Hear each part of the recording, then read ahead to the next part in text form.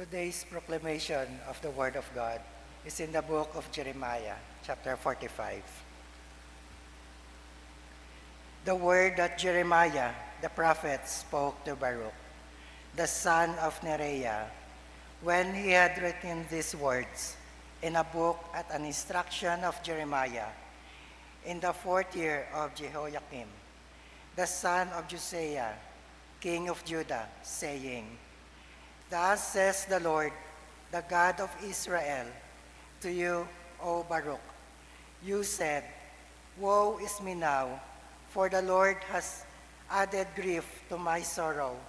I fainted in my sighing, and I find no rest.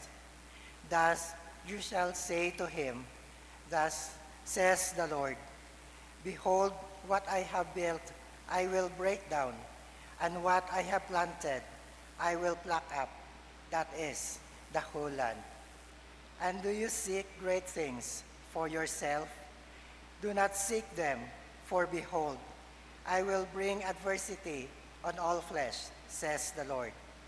But I will give your life to you as a prize in all places, wherever you go. The word of the Lord. Please stand for our responsorial psalm. O Lord my God, in you I put my trust. Save me from all those who persecute me, and deliver me, lest they tear me like a lion, rending me in pieces, while there is none to deliver. Response. God, the righteous judge. O Lord my God, if I have done this, if there is iniquity in my hands, I have repaid evil to him who was at peace with me, or have plundered my enemy without cause. Let the enemy pursue me and overtake me. Yes, let him trample my life to the earth and lay my honor in the dust. Response. God, the righteous judge. Arise, O Lord, in your anger. Lift yourself up because of the rage of my enemies. Rise up for me to the judgment you have commanded. So the congregation of the peoples shall surround you. For their sakes, therefore, return on high. His response. God, the righteous judge. The Lord shall judge the peoples. Judge me, O Lord, according to my righteousness, and according to my integrity within me. O let the wicked come to an end, but establish the just. For the righteous, God tests the hearts and minds. My heart defense is of God, who saves the upright in the heart. Response. God, the righteous judge. Glory be to the Father, and to the Son, and to the Holy Spirit. As it was in the beginning, is now, and ever shall be, world without end. Please be seated.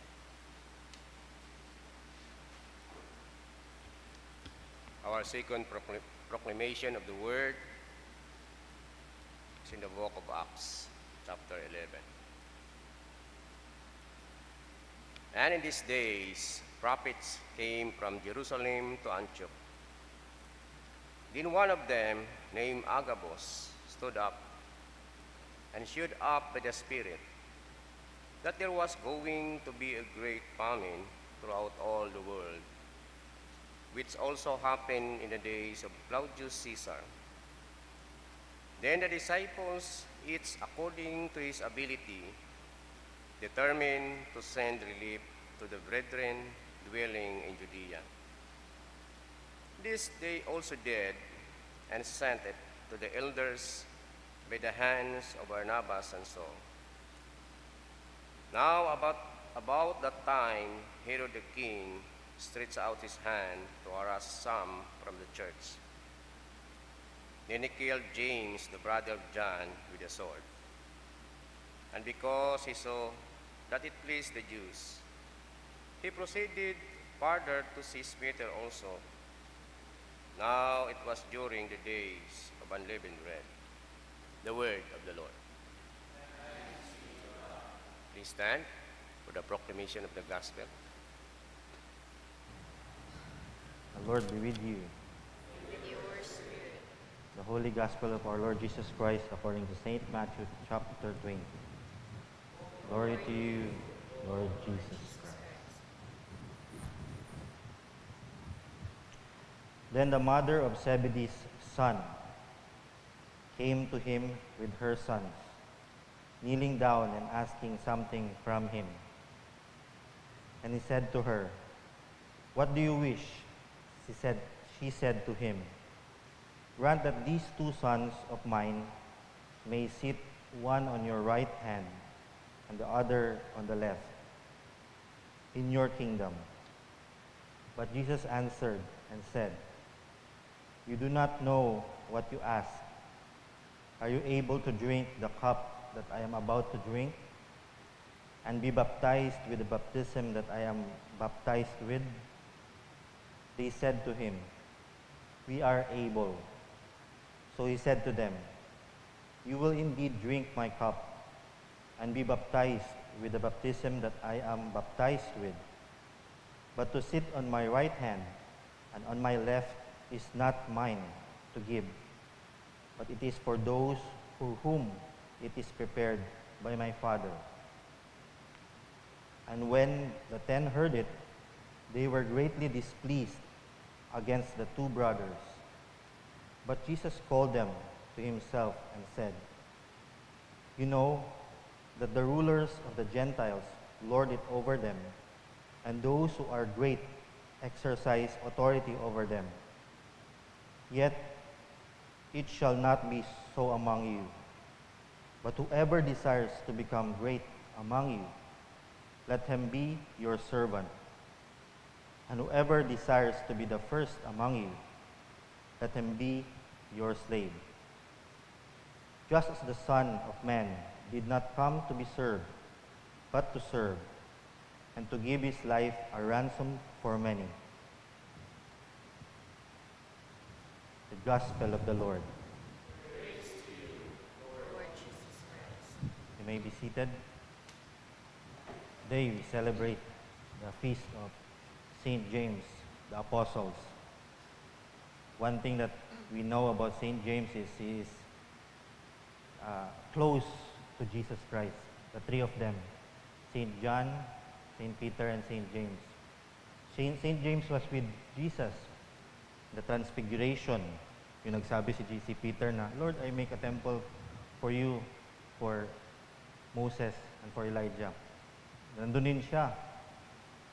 When he is impulsive also, nandun din siya nung sa Samaritan village. Nung sinabihan na hindi welcome si Jesus, nandun din si James. "Lord, send forth fire from heaven to these people who do not believe you." Nandun din siya. What I would like us to see about St. James, manaming itakana, he is close to Jesus Christ, the 3 of them. And what can we learn from him? He's ordinary man yung mga tao, paskatan. But changed by the way Jesus is teaching them.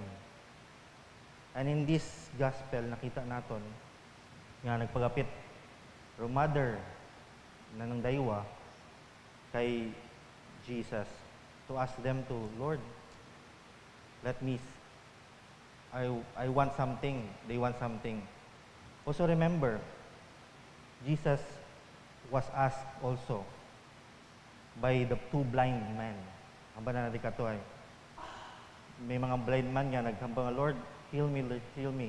Tapos sinabi ni Jesus, "What do you want me to do for you?" This time, yung mother naman ni John and ni James, tinanong naman siya, yung sagot naman niya is, "What do you wish? What do you want?" It's 2 different things. I would like you to notice that this verse would like to teach us. May point si Jesus Christ nga i-change nato niya, shift of thought of servanthood. Kasi dito, makita din natin, may nakita din ako kay James and kay John, that before this verse 18 to 19, Jesus talks about his impending crucifixion. Anong mangyayari sa kanya? Sinabi niya dito 18 and 19. Behold, we are going up to the Jerusalem, and the Son of Man will be betrayed to the chief priests and to the scribes, and they will condemn him to death and deliver him to Gentiles, to mock and to scourge and to crucify. And then pumasok yung mama ng dalawa, asking. Nakita niyo ba? Yung courage to ask Jesus about the impending crucifixion. Nakita niyo ba yung yung picture na i-crucify na siya, Lord, I want to sit at your right hand pa rin. Nakita niyo ba yung courage ng dalawa? The holiness na nakita nila, yung may desire sila. It's not a sin to request this request to God. They saw something in Jesus, in the intimate relationship na nakay ato nga Ginoo. I want us to see also, are we courageous to request, Lord, I want this also. The cup, di ka sinabi na the cup, you want to drink the cup.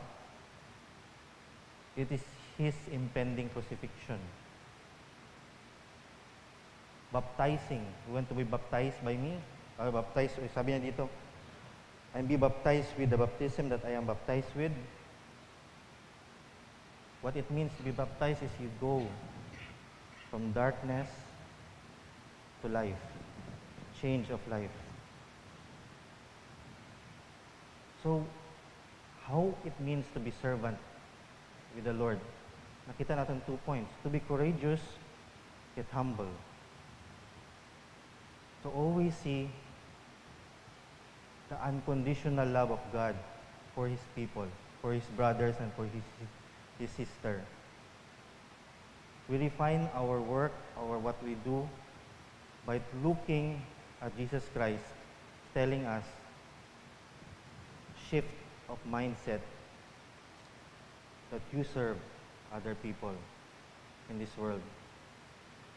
You serve, don't look for entitlement, position, or anything. What you have right now, serve them with Jesus Christ. Because you know Jesus Christ intimately. You have been with Jesus Christ. Inanisgan ka man ni Jesus Christ. You have been with Him in your failures, in your weakness. He taught you in many things. Now, I want us to see nga, bakit yung mga priso, pag nakita nanda si Jesus Christ, pagguwa nanda, grabe yung enthusiasm sa heart nila pag preach the gospel, pag magturo. It's like, there's no other day, hindi yun sila gusto gyapon nila mag-reach out. Because they see the cup of Jesus Christ as something that is joy that surpasses anything in this world. When we see that joy of Jesus Christ on the cross, the fulfillment of the way that we do things, our mission, our work for the kingdom, we can handle any circumstances or obstacle. We only look to Jesus Christ as the author and the finisher of our belief in Him. The more we see saints like Saint James looking at Jesus Christ, desiring, be courageous, desiring to be part of the kingdom, despite of the difficulties, despite of the cross ahead, despite of the cup, the more we begin to see that joy, begin to live out inside of us. Gabukal yun ay mawisuhod. You cannot, it will overflow. I want us to reflect on yung first time tayo nakilala natin si Jesus Christ. When we know Him, we weep. Overnight we weep because we know Him. We know about His love. We could not bear in ourselves that tayo lang yung love ni God. We want to share also to others because we realize, just like St. James, this was the love of Christ on the cross. It translates sa atong tagipusoon. in the way that we do our ministry and for our Lord. So let us see. The saints are there for us as an example that they live before us. Makilala natin si Jesus Christ. And there are many saints before us. If we could realize, we sacrifice our time for prayer for others. We sacrifice our time to train others, to disciple others. The more we do that, the more we realize His greatness. And that joy will nagidaron mo sa tigpuso natin, di maduga. Again, the intimate relationship with Jesus Christ, just like St. James, will cause that joy despite of the many obstacles that we are going to face. Let us just reflect on that joy in our hearts.